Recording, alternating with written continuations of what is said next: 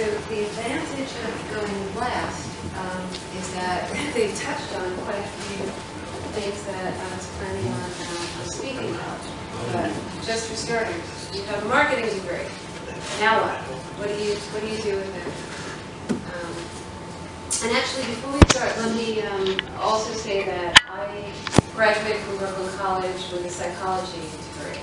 So my entree into the world of marketing and advertising was, I got a summer job at an ad agency, and I was hooked. I had every intention of getting my master's and pursuing psychology.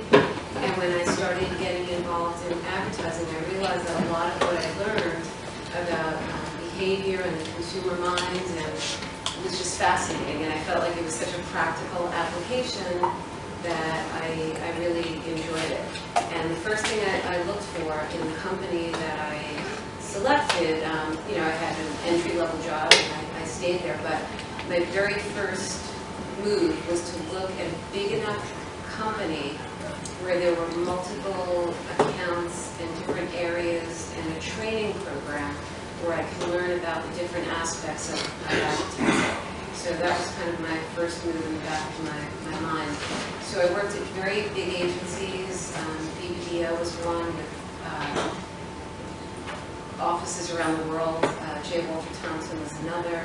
And then from there, I decided to actively look at a smaller place because I just felt that there was more that I could contribute. And I went to a very small agency, probably about 50 or 60 people, from working at one with hundreds of people. And then from there I said, you know what, I think it's time to start my own. So I started my own agency in '04, and the rest is history. We have some big international brands. I've worked on Procter & Gamble and designing some products for the college market. I've worked with Bacardi, I've worked with Coke. So a big different groups of clients, but at the heart of it, and what I also grew to learn and understand, what I really liked about marketing and my piece of it was innovation, which I think Julie touched on. So we've actually taken great pains to slant our organization towards innovation. So we do packaging and naming and new product development and trying to figure out trends and what's the next thing that will be interesting to a consumer. So that's just a little bit about how I took a psychology degree and ended up doing something in marketing. So the competitive world of marketing, dynamic, ever-changing. I think you need to have an absolute passion, and I think you know immediately, because there are people that I've helped get jobs or started working, and I think you know within the first 6 months or a year whether it's right for you. A lot of long hours. It's a lot of work. So I think you have a genuine interest in it, or you don't, or you think, why am I doing this? I'm much happier, you know, doing a 9 to 5 and having a life. There's certainly, I think, a large amount of dues to be paid. It just seems like everything is because you're dealing with multiple clients and sometimes different time zones, and you don't. I don't want to seem dire, but you know, you really need to commit to say my job is everything right now. And there are some people that can't do that necessarily. I think the second most important thing after having a passion is, and to do it well, is to really understand what makes people tick. And if you know what makes people tick, you'll know how to make them buy things, which is kind of what marketing is about. Because I think at the end of the day, there's always someone that you're selling to, even on an institutional level, even if your end customer might be Wall Street. It might be, you know, getting your shareholder to invest more in a company. So you don't really see it as somebody who's buying your product off the shelf, but they're buying into your company. So I think understanding consumer behavior is really important. So these are just my thoughts in the next few slides of what I thought was important.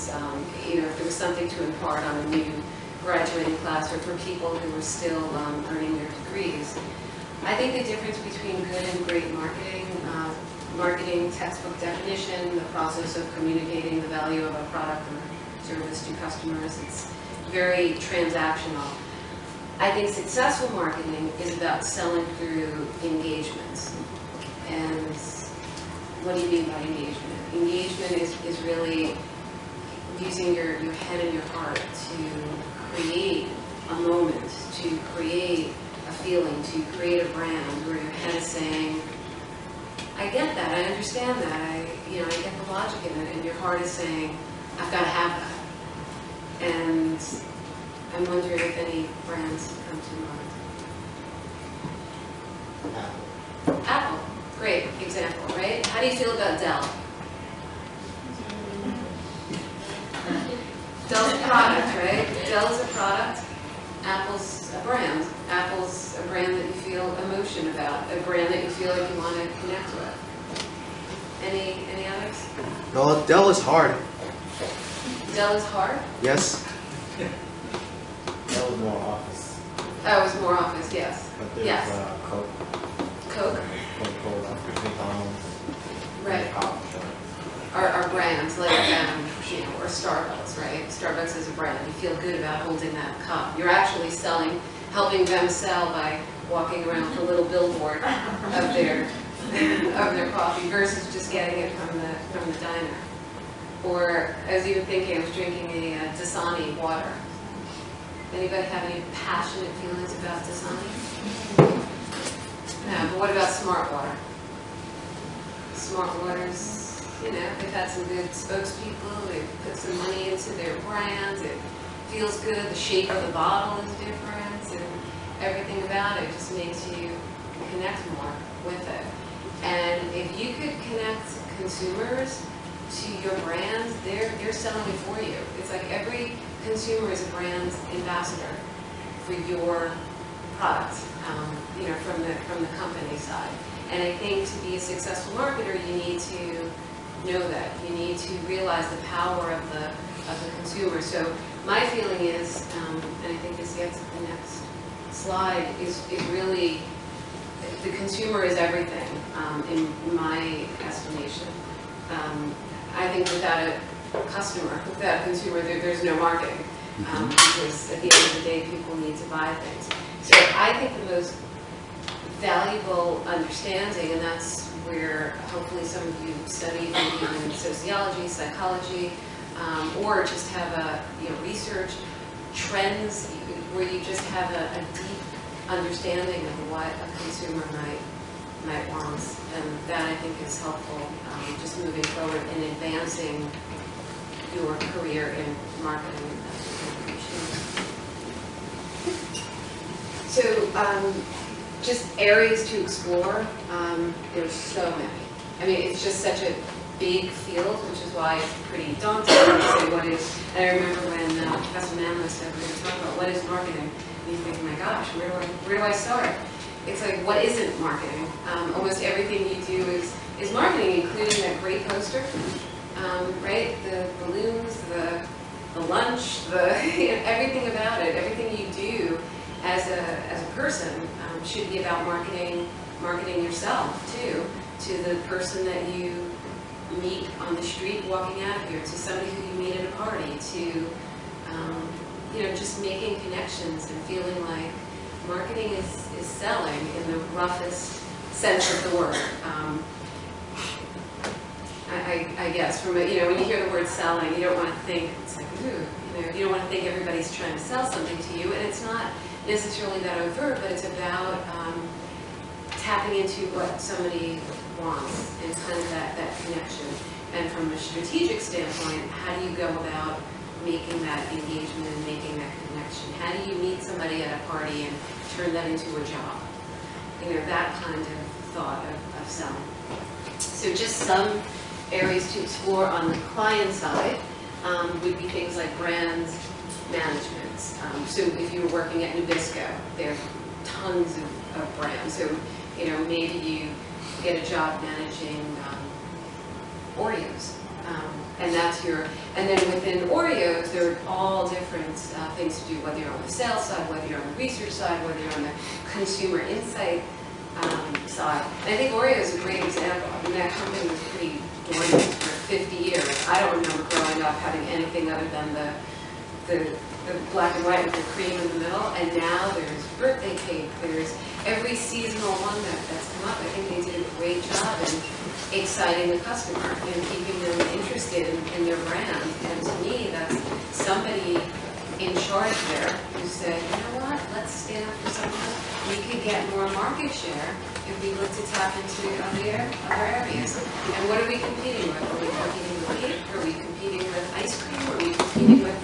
And if you notice, they've had a birthday cake flavor, they've had ice cream flavors, so they've created a brand that wants to be the snack food or a cookie or a dessert to everyone, more than just a very narrow target. So it's also expanding your mind to, and this is where I love the innovation part of it, when you go to the store and you look at the brands that have stayed the same, and then you look at the ones that have increased their shelf presence, and the ones that have done that have been really successful in capturing just a bigger share of your mind. Because when you go there and you say, wow, there's 10 choices, you're spending that much more time with brands than you would have if you just walked in and there's only one choice and then you walk away with it.